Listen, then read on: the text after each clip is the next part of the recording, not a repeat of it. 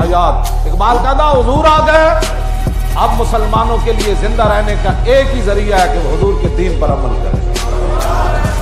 اس دین مصطفیٰ دین حیات، زندگی غیرت وہی قانون ثبات۔ اقبال کہتا جو امت مسلمہ دنیا کے اندر عزت آبرو اور وقار اور بلندی کے ساتھ رہنا چاہتی ہے تو اس کا ایک ہی ذریعہ ہے، وہ دین مصطفیٰ ہے۔ زندگی را شروع این است عشق اور اصل تہذیب است دین و دین است عشق، دین اگردت پختہ بے آداب عشق، دی بگیر صحبت ارباب عشق، در غلامی عشق۔ اقبال کہتا ہے در غلامی عشق و مذہب را فراق آنگبین زندگانی بد مزاج۔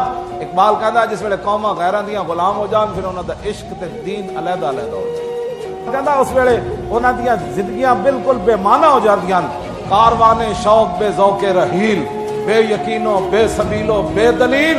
اقبال کہتا ہے جس ویلے قوماں غیراں دیاں غلام ہو جان تے اس ویلے جڑا کاروان عشق و مستی ہوندا ہے نا وہ چلن جو آری ہو جاتا ہے۔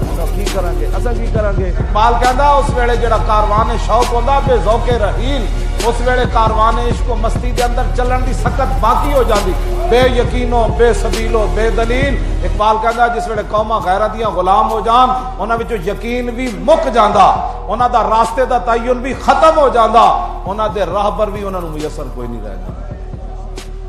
در غلامی عشق جز گفتار نیست، کار مارا گفتار مارا یار نیست۔ اقبال کہتا جس ویلے قوماں غیراں دیاں غلام ہو جان نا انہاں دا پھر عشق زبانی کلامی ہوندا ہے۔